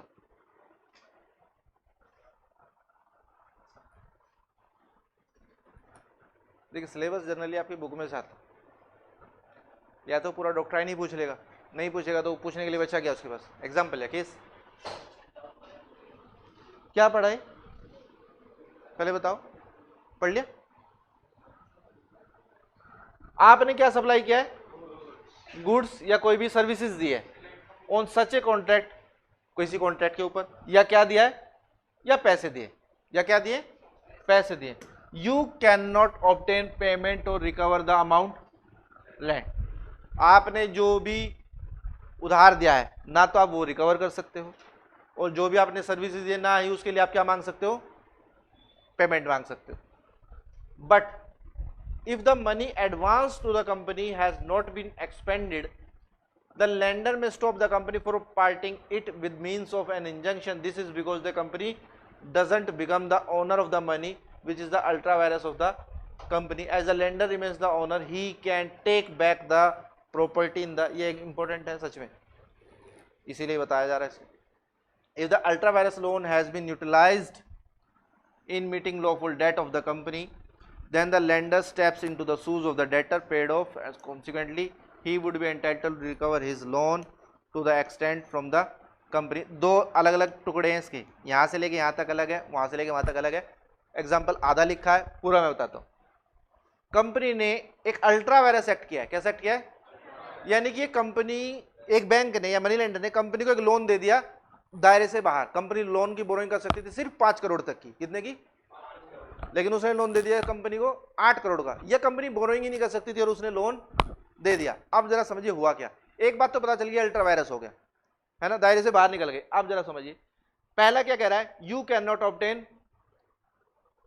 या रिकवर द मनी। आपने अगर कोई पैसे लेने तो आप पैसे ले नहीं सकते, और अगर आपको लोन वापस लेना अपना तो आप लोन भी वापस रिकवर नहीं कर सकते। दायरे से बाहर जाके गया क्यों, काम किया क्यों, एमओए पढ़ के आना चाहिए था ना, आपको पता होना चाहिए था कंपनी बोरोइंग कर सकती है या नहीं, और कर सकती है तो कितने तक की कर सकती है ये आपको पता होना चाहिए था। अगर आपने ऐसी हरकत की, लो आपके साथ बिल्कुल भी नहीं है। लेकिन एक लेकिन है, ध्यान से सुनना, एक लेकिन है, जो पैसा आपने कंपनी को दिया है ना, अगर वो क्या नहीं हुआ है, खर्च नहीं हुआ है, क्या नहीं हुआ अभी, खर्च नहीं हुआ है, तो लेंडर कोर्ट के पास जा सकता है और क्या ले सकता है, स्टे ऑर्डर। क्या ले सकता है, स्टे ऑर्डर। सर कंपनी को रोकिए, कोर्ट से कंपनी को रोकिए, हमसे गलती हो गई, मेमोरेंडम हम नहीं पढ़ पाए और हमने क्या दे दिया इनको, लोन दे दिया, और इन्होंने ये कह के लोन ले भी लिया कि हम प्रोजेक्ट, ये वाला प्रोजेक्ट ले रहे हैं या ये वाला प्रोजेक्ट एक्सपेंड कर रहे हैं, हमें पता नहीं था, प्लीज रोकिए प्लीज। तो कोर्ट रोक देगा क्या? दो बातें हैं, बैंक ने कंपनी को लोन दिया 10% पर एनम इंटरेस्ट पे, ठीक है, 1 करोड़ रुपए दिए। लॉजिकली देखा जाए तो कंपनी को क्या करना चाहिए, पैसा वापस करना चाहिए प्लस 10% इंटरेस्ट वापस करना चाहिए एज पर एग्रीमेंट जो लिखा है। लेकिन कोर्ट ने क्या पाया, एग्रीमेंट तो अल्ट्रा वायरस है, एग्रीमेंट तो कोर्ट तो आपकी मदद बिल्कुल नहीं करेगा। एक मदद कर सकता है खाली, अगर पैसा बचा हुआ है, अगर पैसा, तो कंपनी को स्टे ऑर्डर दे सकता है कि भैया इसने तो अल्ट्रा वायरस किया ही किया है, ये तो एमओए पढ़ा नहीं इसने, मान ली तुमने तो बनाया है, तुमने तो पढ़ा होगा, तुम्हें तो पता होगा, तुम बोरोइंग नहीं कर सकते। भाई उसको तो पता नहीं है, जिसने लोन दिया उसको तो पता नहीं, उसने मेमो ही नहीं पढ़ा, मैंने मान लिया उसकी गलती, उसकी गलती कि उसने मेमोरेंडम नहीं पढ़ा, बिना पढ़े लोन दे दिया। आपको तो पता है कि आप बोरोइंग नहीं कर सकते, आपने तो खुद बनाया है मेमोरेंडम, तो आपको तो पता ही होना चाहिए ना। तो गलती यहाँ पे एक की नहीं है, रिश्वत देने वाले की और रिश्वत, ठीक उसी तरह से रिश्वत देने वाले की जैसे गलती है, ऐसी रिश्वत लेने वाले की तो गलती है। उसने कहा जी मुझे तो पता ही नहीं था, मुझे तो लगा पैसे लेके ही काम होता है। क्या रिश्वत लेने वाला ठीक हो जाएगा इस बात से? तुम्हें तो पता है तुम्हें रिश्वत नहीं लेनी ना, दोनों की गलती है ना। तुम्हें तो पता है कि तुम पैसे ले नहीं सकते, भाई उससे गलती हो गई मान ली, लेकिन तुम्हारी भी गलती है। तो कोर्ट क्या ऑर्डर देगा, पहली बात तो जो पैसा खर्च नहीं हुआ है रुक जाओ, स्टॉप, ठीक है, stay plus because the company, क्योंकि अगर आपने ऐसे अल्ट्रा वायरस पैसा आ भी गया आपके पास, तो इसका मतलब बिल्कुल भी ये नहीं है कि आप क्या बन गए, अब तो आ गया, किसी ने गलती से दे दिया अब तो ये हमारा हुआ। ऐसा नहीं होता, ऐसा नहीं होता, आप पैसे के मालिक नहीं बने हो, क्योंकि अल्ट्रा वायरस एक्ट है तो उसकी गलती है, आपकी भी गलती है, उसने गलती से लोन दे दिया तो आपको भी लेना नहीं चाहिए था, लेकिन फिर भी दोनों ने गलती की है। तो as the lender remains the, पैसे तो उसी के। एक बात तो सच है ना कि उसने क्या दिए, देखो बैंक जब भी पेमेंट करती है, बैंक पेमेंट तो अकाउंट में करेगा। एक बात तो सच है कि कंपनी के अकाउंट में बैंक से 2 करोड़ रुपए आए हैं, एक बात तो सच है। मान लिया अल्ट्रा वायरस थे, उसको नहीं देने चाहिए थे, उसकी गलती, आपकी भी गलती, आपको लेने नहीं चाहिए थे, उसको देने नहीं चाहिए थे, लेकिन 2 करोड़ रुपए तो आए हैं ना, तो वे 2 करोड़ रुपए, कोर्ट ये नहीं कह रहा कि अब ये पैसे एग्रीमेंट के अकॉर्डिंग जैसा जैसा लिखा है ईएमआई इंटरेस्ट के हिसाब से पे करो, नहीं, कोर्ट उस एग्रीमेंट को एनफोर्स नहीं कर रहा। लेकिन एक बात सच है कि स्टिल उस पैसे का मालिक तो अभी भी लेंडर ही है, तो ही कैन टेक बैक, तो वो अपने पैसे को क्या ले सकता है, वापस ले सकता है। लोन एग्रीमेंट एनफोर्सेबल नहीं है, लेकिन हाँ पैसे तो आप ही के थे, तो आप अपने पैसे को क्या कर सकते हो, वापस रिकवर कर सकते। बात समझिए। तो अल्ट्रा वायरस का मतलब एग्जाम में ये मत समझ लेना बैंक को उसने लोन दे दिया कहानी ही खत्म हो गई, क्योंकि आप लोग ये क्यों बताया अलग से, क्या पढ़ेंगे, अल्ट्रा वायरस है, कंपनी के अगेंस्ट आप कोई राइट नहीं रखते, आप कंपनी के अगेंस्ट एक्शन नहीं ले सकते, बिल्कुल आप उस एग्रीमेंट पे एक्शन नहीं ले सकते, आप कोर्ट में ये नहीं कह सकते हमारे पैसे दो ब्याज के साथ, नहीं, सिर्फ आप अपने पैसे वापिस ले सकते हो। एक बात समझ गए।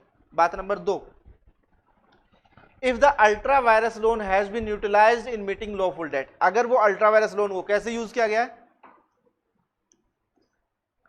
ईमानदारी से यूज किया गया, यानी कि कोई धोखाधड़ी नहीं, बैंक ने गलती से लोन दे दिया, लेकिन जिन्होंने लोन लिया भी है उन्होंने भी उसका कोई मिसयूज नहीं किया है, लॉफुली डेट को क्या कर दिया, कंपनी की डेट को ही पे किया है, कोई समस्या नहीं। कह रहे कोई बात नहीं, अगर ऐसा हुआ है तो अब एक काम करना, ऐसा देखिए, ये बैंक है, ये कंपनी है, ये क्रेडिटर है, ठीक है, बैंक को इनको पैसे देने थे 5 करोड़ रुपए, कितने, 6 मान लेते हैं, 6 करोड़ रुपए देने थे। बैंक बोरोइंग कर सकता है 5 करोड़ तक की, कितने की, बैंक ने, इसने कंपनी ने बैंक में अप्लाई किया, कंपनी ने क्या किया, बैंक में अप्लाई किया, सर हमें आप लोन दे दो एक 6 करोड़ रुपए का। बैंक ने गलती से मेमोरेंडम का वो क्लोज इग्नोर किया जिसमें लिखा था company can borrow up to 5 CR, और इसने इसको 6 करोड़ रुपए का लोन दे दिया। चलिए, इसने इस 6 करोड़ के पैसे को क्या किया, पे कर दिया क्रेडिटर्स को पैसा, क्रेडिटर्स को पैसा पे कर दिया। अब पता चला बाद में जाके बैंक ने गलती की ना, 5 करोड़ का लोन देना था, कितने का दे दिया, 6 करोड़ का। कंपनी की भी गलती है ना, 5 करोड़ तक का ही लोन लेना था, कितने का ले लिया। लेकिन क्या लोन के अमाउंट को मिसयूज किया गया, नहीं ना। तो कोर्ट क्या कर रहा है, चलो कोई बात नहीं, जो भी हुआ कुछ गलत इरादे से तो नहीं हुआ ना। अब आप एक काम करो, कंपनी जो 6 करोड़ रुपए आप किसको देने वाले थे उनको तो दे दिए, अब आप बैंक को अपना क्या मान लो, क्रेडिटर, जैसे उनको देने थे ना, अब आप समझ लो आपको 6 करोड़ रुपए किसको देने, कोई बात नहीं, पढ़ो दोबारा। Loan has been utilised for meeting lawful debt of the company, the lender steps into the shoes of. अब आप उनकी जगह आ जाओगे और इसके क्या बन जाओगे, डेटर। अपने भाई ये उसका डेटर बन जाएगा और ये उसका क्या बन जाएगा, क्रेडिटर बन जाएगा। अब आप उनकी जगह आ जाओगे एंड जैसे वो रिकवर कर सकते थे ठीक उसी तरह से ही would be entitled to recover his loan. अब आप अपना पैसा इनसे रिकवर कर सकते हो। तो बिल्कुल, अगर एग्रीमेंट तो देखो चलेगा नहीं, एग्रीमेंट तो चलेगा नहीं। अब इसमें क्या आएगा, कोर्ट का सीन आएगा। जब हम क्रेडिटर को पैसे देते हैं तो क्या हम उन्हें इंटरेस्ट देते हैं, उनको तो एक टाइम होता है, एक टाइम होता है ना, इस तारीख तक हम पैसे दे देंगे, इस तारीख तक नहीं देते तो उसके बाद ऐसे देंगे। तो ठीक इसी तरह से इनके साथ भी ऐसी सेटलमेंट करनी पड़ेगी कि हम आपको क्या कर देंगे, आपके 6 करोड़ रुपए 6 महीने के अंदर वापस कर देंगे, नहीं करेंगे देन आपको ऐसे वापस करेंगे। एग्रीमेंट तो नहीं चलेगा, एग्रीमेंट तो नहीं चलेगा। हाँ, अगर ये आपसी सहमति से बाद में ही सही, कुछ भी रेटिफाई तो कर नहीं सकते, इंटरवायरस तो हो नहीं सकता, लेकिन हाँ अगर ये अमेंडमेंट करने के बाद कुछ ऐसा सीन बना लें तो ऐसा हो सकता है कि एक बार तो पे ऑफ कर देते हैं देन दोबारा से लोन ले लेंगे, नया लोन। ठीक है, सीए सब बता देता है। वो क्या कहेगा, एक काम करो, एमओए को अमेंड कर देते हैं, एमओए को क्या कर देते हैं, अमेंड, और इस लिमिट को कितना कर देते हैं, 10 करोड़। लेकिन 10 करोड़ तो है ही नहीं ना, 10 करोड़ तो अभी है कहाँ, 10 करोड़ लोन तो ले लिया। एक काम करते हैं, इस लोन को एक बार ऑन पेपर पे ऑफ कर देते हैं, लोन पेड, अमेंडमेंट कर दी, दोबारा बैंक से क्या ले लेंगे, सेम लोन ले लेंगे, और इस बार लोन कितने का ले लेंगे, 6 करोड़ का। लेकिन ये वाला लोन कर लेंगे दूसरे वाला आफ्टर अमेंडमेंट, तो ये वाला लोन क्या हो जाएगा, फिर वैलिड हो जाएगा। अगर नहीं करोगे ऐसा, पुराने वाला चलेगा, पुराने वाला तो जो था क्रेडिटर की तरह ही चलेगा, वो तो इंट्रा आउटसाइडर है, वो तो चलेगा ही नहीं, वो तो अल्ट्रा वायरस है, वो तो चलेगा ही नहीं। वो तो सिर्फ क्या है, आपको क्रेडिटर की तरह ट्रीट करेंगे वो, और जो क्रेडिटर्स के लिए था वही आपके लिए रहेगा, पैसे मिल जाएंगे, बस इतना ही है। पैसे मिल गए ये थोड़ा है, इनको तो मिलने भी नहीं चाहिए थे। वैसे तो खैर बैंक ऐसी गलती करता नहीं है, लेकिन फिर भी ऐसी गलतियां हुई है इसलिए ऐसा लिखा है। कुछ बार कुछ गलतियां हुई हैं, तो जो गलतियां हुई हैं इसलिए ऐसा लिखा जाता है कि सेफ साइड के लिए पैसे या कुछ भी है एमओए पढ़ के ही आप कंपनी से डील कीजिए, नहीं तो आपको भुगतना पड़ सकता है। बैंक को लोन देती है तो उससे पहले बैंक भी, बिल्कुल जी, एमओए बैंक लोन देगा उससे पहले आपका MOA, certificate of incorporation, certificate of commencement, directors के रेजोल्यूशन सब मांग लेता, उसको तो इतनी मोटी कॉपी जाती है, वो तब लोन देता है। बिल्कुल एमओए देना पड़ता है। वैसे तो जनरली जिस बैंक में हमारा अकाउंट ओपन कराते हैं ना, अपना करंट अकाउंट ओपन कराते हैं, उसमें हम ऑलरेडी जब अकाउंट ओपन कराते हैं तभी के तभी क्या दे देते हैं हम उनको, एमओए और एओए। मान लीजिए कंपनी का अकाउंट है एचडीएफसी बैंक में, तो अपना एमओए उनको पहले ही दे रखता है। ऐसा नहीं कि जब जब लोन देगा हर बार देगा, वो पहले ही दे देता है, वो एक ही बार उसको क्या कर लेते हैं, अपने पास रजिस्टर्ड कर लेते हैं। जब भी कंपनी की तरफ से कोई डिमांड आती है वो उसमें से उसको चेक करा लेते हैं अपनी लीगल टीम से, और वो ओके करते हैं तो आगे प्रोसीड कर जाते हैं, नहीं करते हैं तो रुक जाते हैं। अगर किसी नए बैंक से ले रहे हो तो वो एमओए जरूर मांगेगा, ऐसा हो ही नहीं सकता वो एमओए ना मांगे। एक तो ये केस था जी, अच्छा कहाँ गया केस,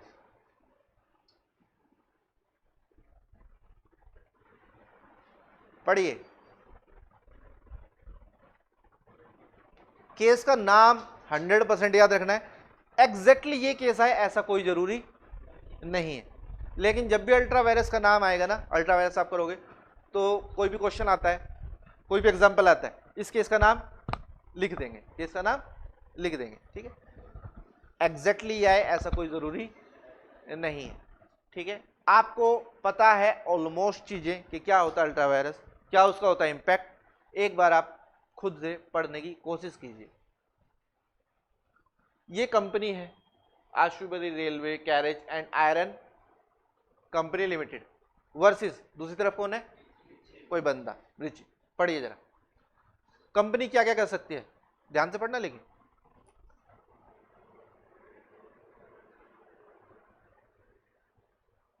रेलवे, पहिए, चक्के, पटड़ियां,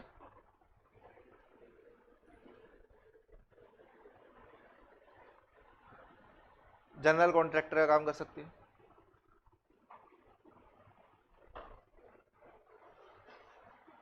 अब ये जो है ना, ये एक्सेट्रा ये याद रखना, एक्सेट्रा बताया था ना, एक्सेट्रा। ये एक्सेट्रा किस सेंस में पढ़ेंगे, इसी सेंस में पढ़ेंगे, खाली इसी सेंस में। अब आप खुद सोचो ना, purchase and sale of as merchant और एजेंट, ये क्या कर सकता है, खरीद सकता है, बेच सकता है। एज तो क्या गाड़ी खरीद बेच लेगा क्या, नहीं ना। काम किसी जगह है, मैकेनिकल इंजीनियरिंग का, उससे रिलेटेड काम कर सकते हैं। एक्सेट्रा में कुछ भी नहीं आ सकता, ये एजेंट तो कुछ भी हो सकता है। तो क्या एलआईसी की पॉलिसी बेचेगा, नहीं ना। बात समझिए। तो इसने किया क्या, आप जरा वो पढ़िए।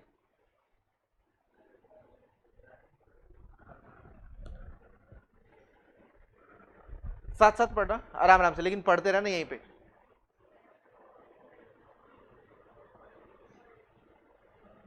फोर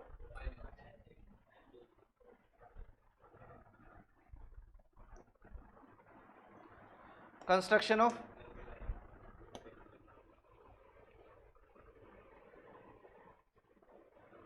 बाद में, दायरे से बाहर तो निकल ही गया था। फाइनेंसिंग का काम थोड़ी ना करना आपको, तो फाइनेंसिंग काम नहीं करना था, ठीक है। द कंपनी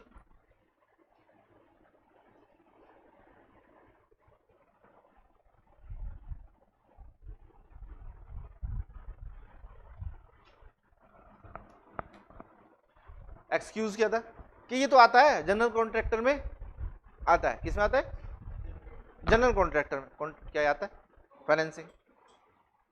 खैर ऐसा उसने कहा, लेकिन प्लस उसने कहा प्लस, एक तो पहली बात तो जनरल कॉन्ट्रैक्टर में आता है, और अगर आता भी नहीं है ना उसके बावजूद भी सभी शेयर होल्डर्स को तो कोई प्रॉब्लम नहीं है, मेजोरिटी शेयर होल्डर्स ने तो क्या कह दिया है, ओके। लेकिन कोर्ट क्या कहता है, अल्ट्रा वायरस तो अल्ट्रा वायरस ही रहता है, no one can ratify, zero तो जीरो। जो जनरल कॉन्ट्रैक्टर वर्ड है वो किसके सेंस में यूज करना है, मैकेनिकल इंजीनियरिंग के लिए लिखा दो, मैकेनिकल इंजीनियरिंग है जनरल कॉन्ट्रैक्टर। तो जनरल कॉन्ट्रैक्टर मतलब कोई भी कॉन्ट्रैक्ट कर सकते हैं क्या, नहीं, मैकेनिकल इंजीनियरिंग टाइप का कॉन्ट्रैक्ट, ठीक। तो कंपनी का जो मेन बिजनेस है पटड़ियां बनाना, चक्के बनाना, उससे रिलेटेड काम है तो है, अदरवाइज नहीं है। ऐसा नहीं है कि कोई एक ओपन वर्ड लिख दिया तो उसमें आप जनरल कॉन्ट्रैक्ट, कोई भी कॉन्ट्रैक्ट, ऐसा नहीं होता, ऐसा नहीं होता। मैंने पहले ही कहा था, उसको कैसे पढ़ा जाता है, उसके पीछे वाली सेंस में पढ़ा जाता है। तो यहाँ पे पीछे वाली सेंस का मतलब क्या है, जो कंपनी का मेन बिजनेस है उससे रिलेटेड अगर एक्ट कर रहे हो तो ही वो चलेगा, नहीं तो वो नहीं चलेगा। ऐसा इस केस में डिसाइड हुआ था। तो क्या कहा था कोर्ट ने,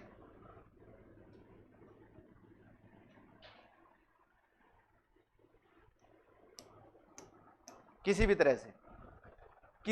तरह से अल्ट्रा वायरस को दायरे के अंदर नहीं लाया जा सकता, चाहे what ever be the situation, ठीक है। ये एक केस था। तो सेम आए ऐसा कोई जरूरी नहीं है, लेकिन उसे घुमा के आ सकता है। वो एक्सेट्रा वर्ड लिख के, कोई भी ओपन वर्ड लिख के क्या बोलेगा, कंपनी कर सकती है ना, और स्पेशली हाईलाइट करेगा उस वर्ड को। लेकिन याद रखना हमें क्या पकड़ना है, इस केस में भी क्या डिसाइड हुआ था, पहली बात वो जो ओपन वर्ड है उसका लॉजिक पीछे वाले चेन से निकाला जाता है, ठीक है। दूसरा, चेन में अगर मैच नहीं करता तो उसको कोई भी रेटिफाई नहीं कर सकता, उसको कोई भी रेटिफाई नहीं कर सकता। यहाँ पे तो मेजोरिटी लिखा है, अगर वो ये भी लिख दे एग्जाम में all share holders with all directors, तब भी नहीं। ठीक है, खत्म, बस इतना पढ़ लिया आपने, इतना काफी है। खत्म थोड़ी नहीं हुआ है, क्लास तो बचती है हमारी। कंपनी लो खत्म हुआ, 5 मिनट बचे, क्या बात कर रहे हो, 10 मिनट रुक जाओ। जो पढ़ना कुछ नहीं है, जो पुराना जो एलएलपी है ना, बस उसको खाली डिसाइड करना है कि इसको कैसे पढ़ना है। ठीक है, पढ़ना नहीं है, कुछ टेंशन ना लो, बस आपको ये दिखा देता हूँ कि उसको पढ़ना किस सीक्वेंस में, कंफ्यूज ना हो। कुछ चीज़ें कंपनी लोग के साथ मैच करती है, कुछ चीज़ें एलएलपी के साथ मैच करते हैं। अब ये बता दो एलएलपी किसने नहीं पढ़ी, वो पार्टनरशिप, पार्टनरशिप पढ़ रखी है सबने, पार्टनरशिप पढ़ रखी है तो ठीक है, नहीं पढ़ रखी है तो मुझे बता देना पहले।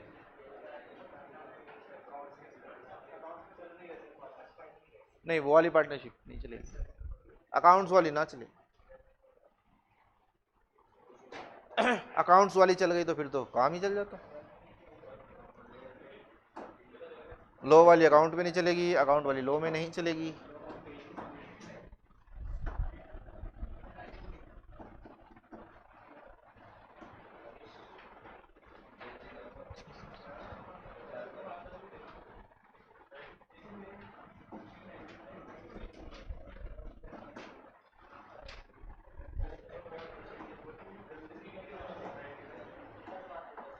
देखिए जरा,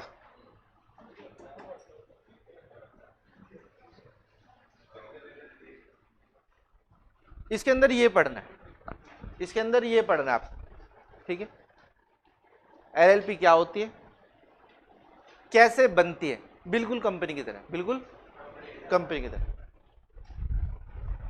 पार्टनर्स और उसके रिलेशंस बिल्कुल पार्टनरशिप की तरह। कुछ डिस्क्लोजर्स देने होते हैं, कंपनी को अपने फाइनेंशियल्स को डिस्क्लोज करना होता है, बिल्कुल कंपनी की तरह, लेकिन कंपनी आपके सिलेबस में नहीं था, मैच करता कंपनी लॉ से, लेकिन ये वाला पोर्शन भी आपके कंपनी लॉ में फाउंडेशन में नहीं है। और बाकियों से डिफरेंस क्या है, बाकियों से डिफरेंस क्या है। ठीक है, तो दो डिफरेंस तो क्या है कंपनी में और एलएलपी में, क्या है, ओ एलएलपी में और कंपनी में एक डिफरेंस, एक डिफरेंस एलएलपी में और पार्टनरशिप में क्या है, तो दो डिफरेंस तो यही हो गए। तो दोनों पता है तो ये पता है, तो मोर और लेस चीजें सेम है।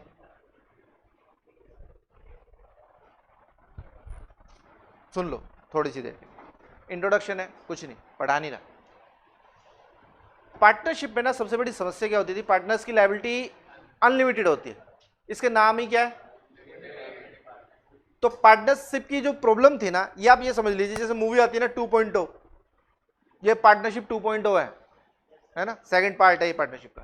तो जब सेकंड पार्ट आता है, पहले पार्ट को करता क्या है, जो पहले प्रॉब्लम्स थी वो प्रॉब्लम्स को क्या किया जाता है, सोल्व करने की कोशिश की जाती है। इस एक्ट के थ्रू प्रॉब्लम्स को सोल्व करने की ही कोशिश की गई है। अब जो कंपनी लॉ की प्रॉब्लम है ना, उसकी पार्टनरशिप की, उन सबके सॉल्यूशंस पता है कहाँ है, कंपनी लॉ में। जो पार्टनरशिप की प्रॉब्लम है ना, अनलिमिटेड लायबिलिटी, कंपनी में लायबिलिटी लिमिटेड होती है। पार्टनरशिप में सेपरेट लीगल एंटिटी नहीं होती, कंपनी लॉ में सेपरेट लीगल एंटिटी होती है। वहां पे कंपनी बनाने वाले चलाने वाले पार्टनर्स ही होते हैं, वही बनाते हैं वही चलाते हैं। कंपनी में बनाता कौन है, चलाता कौन है। पार्टनर्स की डेथ इंसॉल्वेंसी के साथ कंपनी खत्म हो जाती है, कंपनी में ऐसा नहीं होता। पार्टनर कंपनी मेंबर आते हैं जाते हैं बदलते रहते, कोई फर्क नहीं पड़ता। इसके जितने प्रॉब्लम्स है ना, उसके सारे सॉल्यूशंस कहाँ है, कंपनी में। लेकिन कोई बंदा अगर कंपनी नहीं बनाना चाहता, लेकिन कंपनी के उस फीचर्स को एंजॉय करना चाहता है, बीच का रास्ता, बीच का रास्ता है। मैं कंपनी लॉ कंप्लाई नहीं करना चाहता, कंपनी लॉ कंप्लाई नहीं करना चाहता, पार्टनरशिप ही चलाना चाहता हूं, कंपनी लॉ मैं नहीं चाहता मेरे ऊपर एप्लीकेबल हो, लेकिन मैं कंपनी लॉ के जो फीचर्स है ना उनको यूज करना चाहता हूं। तो उसके फीचर्स को उठाया गया है और यहाँ पे रखा गया है। बाकी कहानी सेम है, बाकी कहानी पार्टनरशिप की तरह चलेगी, लेकिन कंपनी लॉ के जो फीचर्स आप यूज कर रहे हो, तो जब फीचर्स यूज करोगे तो कुछ ऑब्लिगेशंस भी आएंगी, कुछ फॉर्मेलिटीज भी आएंगी। तो जो लिखा था ना फाइनेंशियल डिस्क्लोजर्स हो गए, वाइंडिंग अप, कुछ फॉर्मेलिटीज भी आएंगी कंपनी लॉ की। तो कंपनी लॉ के अगर राइट्स आ रहे हैं तो कुछ फॉर्मेलिटीज भी आ रही। ठीक है, ये है बेसिकली एलएलपी। एलएलपी में अपना खास खुद कुछ का नहीं है। इसमें एक ही चीज़ है जो पार्टनरशिप से अलग होती है, डेजिग्नेटेड पार्टनर। एक्चुअली में वो जैसे कंपनी में डायरेक्टर होता है ना, ऐसे यहाँ पे क्या होता है, डेजिग्नेटेड। तो अगर कंपनी लॉ पूरा पढ़ा होता तो वो समस्या भी सोल्व हो जाती, ठीक है। लेकिन क्योंकि हमने पूरा नहीं पढ़ा, आपके सिलेबस में अभी नहीं है, तो हमें क्या करना पड़ेगा, वो चीज़ें पढ़नी पड़ेंगी। और एग्जाम में एलएलबी में सबसे ज़्यादा हाई चांस जिस क्वेश्चन के आने को होता है वो डेजिग्नेटेड पार्टनर ही होता है, ठीक है, क्योंकि बाकी सब कुछ तो पार्टनरशिप में है, और जो शुरू का इंपॉर्टेंट सा पोर्शन है वो कंपनी लॉ में है, ओवरव्यू में। तो एक ही चीज ऐसी बचती है जो ना पार्टनरशिप में है आपके और ना अभी कंपनी लॉ में है, और उसका नाम है डेजिग्नेटेड पार्टनर। तो इसलिए वो सबसे ज्यादा आने के चांस है, क्योंकि वो क्या है, स्पेशली इसी चैप्टर का टॉपिक है ना, जो आपको ना इधर पढ़ने को मिला ना उधर पढ़ने को मिला। फीचर्स उधर पढ़ लिए थे, रिलेशंस, टाइप्स, ये सब इधर पढ़ लिए थे। एक ही चीज ऐसी है जो कहीं भी नहीं पढ़ी, डेजिग्नेटेड पार्टनर, ठीक है। तो डेजिग्नेटेड पार्टनर पढ़ने का टॉपिक है, ठीक है। और बाकी बाइंडिंग वगैरह कुछ पूछना तो बताओ।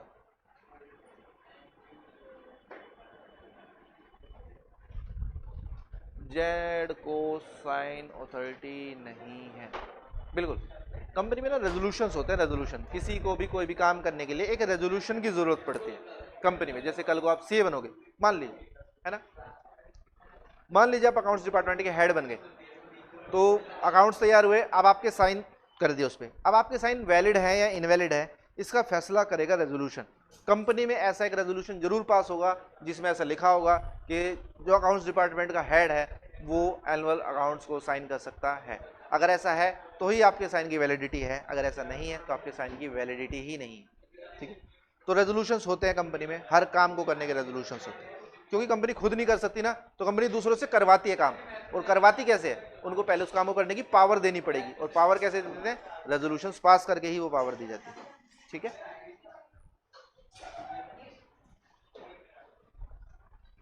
जब आप ऑडिट करने जाते हो ना, तो आप ये सब रेजोल्यूशंस ही चेक करते हैं। जैसे जब भी आप कंपनी प्रैक्टिकल लाइफ में ऑडिट करने जाओगे ना, तो आपने देखा कि इस चीज को डायरेक्टर ने साइन कर दिया, इसको कंपनी सेक्रेटरी ने साइन कर दिया, इसको अकाउंट डिपार्टमेंट के हेड ने साइन कर दिया। आप उनसे मांगते ही क्या हो, साइन किए ना, साइन किया, उसने साइन करने की पावर है। तो कंपनी का जो लीगल डिपार्टमेंट है वो क्या कहेगा, हाँ सर इनको साइन करने की पावर है, वो रेजोल्यूशन दिखाओ जिसमें ऐसा लिखा है इनको साइन करने की पावर है। आपको ऑडिट में काम ही होता है क्रॉस चेक करना, साइन किए, साइनिंग की पावर है, रेजोल्यूशन दिखाओ। फिर रेजोल्यूशन देखते आप क्या कहोगे, ये रेजोल्यूशन हुआ है तो बोर्ड मीटिंग हुई होगी, रेजोल्यूशन पास हुआ है तो मीटिंग में हुआ होगा। कौन सी मीटिंग में हुआ है, बोर्ड मीटिंग में। बोर्ड मीटिंग के पेपर दिखाओ, मिनट्स देखी बोर्ड मीटिंग की, मिनट्स देखने पता चला ये बोर्ड मीटिंग 11 अगस्त को हुई थी, तो 11 अगस्त को बोर्ड मीटिंग हुई थी, इसका मतलब मीटिंग को बुलाने के लिए नोटिस भी दिया होगा 7 दिन का, नोटिस की कॉपी दिखाओ। ऐसे करके नीचे से करके ऊपर तक आपको क्या करना होता है, चेक करना होता है। एक साइन को कहां तक चेक करना होता है, ऊपर तक। और अगर आपने ये चेक नहीं किया और साइन कर दिया, सब कुछ ठीक है, और बाद में गड़बड़ निकली, तो गलती किसकी, उस ऑडिटर की गलती, ठीक है। तो ये सब आपको प्रैक्टिकल लाइफ में देखने को मिलेगा। रेजोल्यूशंस, मिनट्स आपको चेक करने होते हैं, वेरीफाई करने होते हैं, सब कुछ आएगा।